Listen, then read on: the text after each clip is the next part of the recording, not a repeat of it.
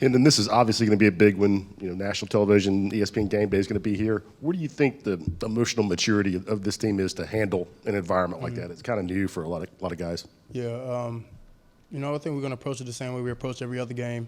All the outside noise doesn't really matter to us. We're going to come in, we're going to game plan how we do on a normal week, and we're going to come in and work hard. I know you've said numerous times before that, like, how you judge yourself is whether or not the team wins. Last year's Florida game, you played reasonably well. Threw for over 200 yards, a couple touchdowns, didn't throw a pick. Do you think you played well? The game was lost. You played well. How would you grade yourself in last year's Florida game? I would give myself a D. I hold myself to extremely high standards to almost be perfect, in a sense. But, that's not possible. But as close to perfect as I can get.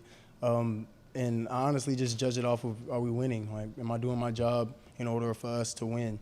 If I'm not, then it's not a good game. Hendon, one of the topics we talked to you about before the season was you enjoying yourself and sort of playing football like you play basketball. Has that been a reality, and why so far? Yes, it has. Just kind of keeping that smile on my face and enjoying my teammates through the process. Me and Joe always remind each other of just staying loose on the sideline and, enjoying the process of going to practice and the workouts after practice, and then the whole game day experience, just soaking it all in. But, I haven't played to my standards yet. But, we've been winning ball games, and that's the total end story that I'm looking for is, are we winning? It doesn't matter how I play or how somebody else plays. If we're winning, then that's what I'm concentrating on.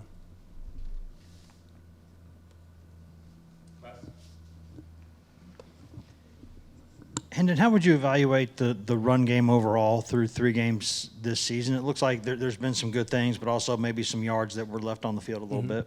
Yeah, we've had a couple of yards. We definitely would love to have.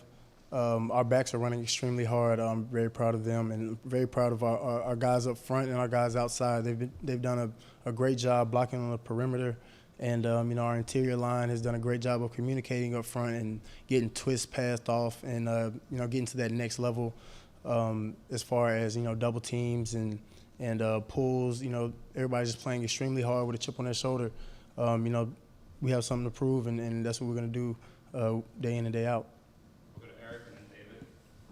Hendon, I know it's early in the week, but what do you know about this version of that Gator defense? Kind of what do they do well? What do they show on tape so far?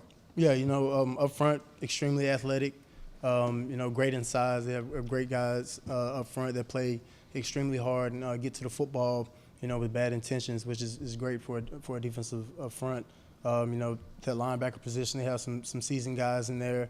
At the Mike position, some young guys at that boundary spot.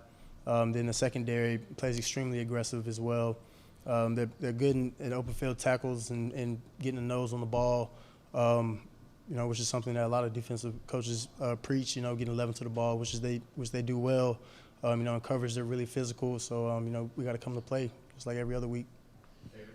Hendon, in this offense, how does having experience change what you can do within this offense?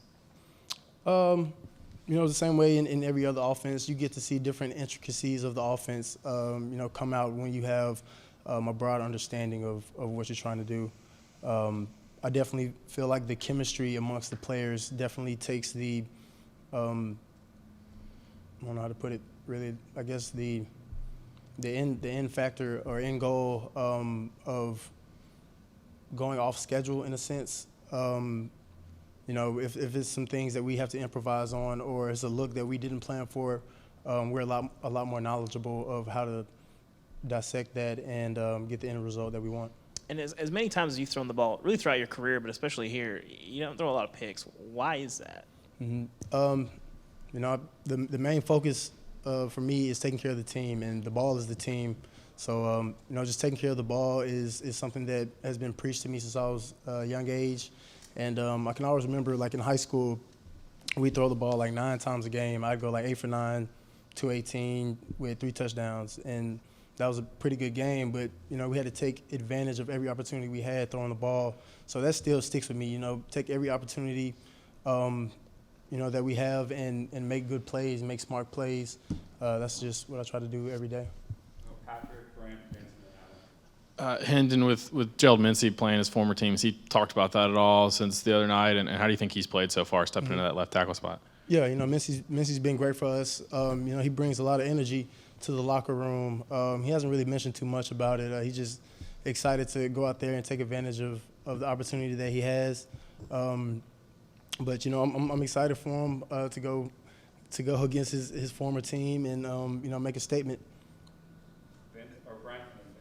Hendon, two questions. One on Squirrel White's deep ball. How big of a catch was that for you to have complete or even more trust in him in a big situation to go make a play? And then two, when you've looked at the first three games and kind of how you started the game, you seem to have gotten hot in the second quarter. What do you see at the start, and why do you get going the way you have? Yeah, to just start off with Squirrel, he's an incredible athlete, as we've seen on tape. Really, I was like, man, I hope he doesn't overrun my arm. Squirrel has incredible speed, and he made an incredible play on the ball. But I have full confidence in all of my receivers when we're on the field. No matter who's out there, they work their tails off every day and prepare the right way. So, I have no doubt when the ball's in the air, they're going to go get it, or they're going to run their route how they're supposed to. They're going to make the block, how they were taught. So, there's never any doubt in throwing anybody the ball in our receiving core or in our running back room or tight end room. So, it was great to have Squirrel out there and, get his feet wet on the outside a little bit and not just in the slot. So that was great to see. And then, sometimes you start off slow. Been really excited to go out there and play, so really just trying to calm down a little bit. And once I get in the flow, it gets rolling. And then you guys had great success with that option play. Give us a breakdown of that, what you saw on tape, how maybe on the fly that decision to run that play, your feedback on it. Break that down for us. Yeah, the coaches just did a great job of seeing that they were bringing the cover zero saw look and bringing both sides. So, just kind of zoning everything off and leaving the defensive end or the boundary safety, whoever was blitzing off that short side. They were kind of keying on me off of the pull reads, the zone reads. So we just zoned everything off, and it was one-on-one. Put the guy in a bind. Is he going to take me over the back? And, as you can see, every time I came on the edge, they were taking my legs out. So, gave the back an opportunity to be in open field and make great plays, which they did. And I'm curious to know what your pregame routine is, just the moments right before you come out of the tunnel. Is the purpose to calm your nerves down? And if so, what do you do to kind of get your mind right? Yeah, I just go into meditation mode, put my gospel playlist on, really just listen to a lot of slow jams and really just relax, kind of go through the locker room, dap up everyone, just to make sure, to let them know, hey, I'm ready to roll. And then they give me the reassurance back, by looking in their eye that they're ready to roll too. So, just listen to my gospel playlist, meditating. Me and Joe, we have a devotional book that we read every day. So before the game, we'll read 1 or 2 pages. And that's pretty much the pregame ritual.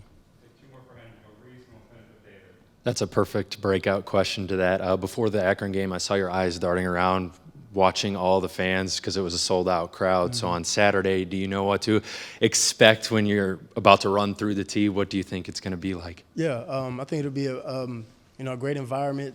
We love Vol Nation. They show us a lot of love, and we try to go put on a show every Saturday or whatever day we're playing. Try to put on a show for them. But the support is unbelievable, and the fan base is unbelievable, and we're extremely blessed to be in this position. Hendon, what's on the pregame slow jams playlist? No, nothing but gospel. I'll say Kiki Sheard is my go-to. Either Kiki Sheard, Kurt Franklin, Fred Hammond. Yeah. Thanks, I appreciate y'all.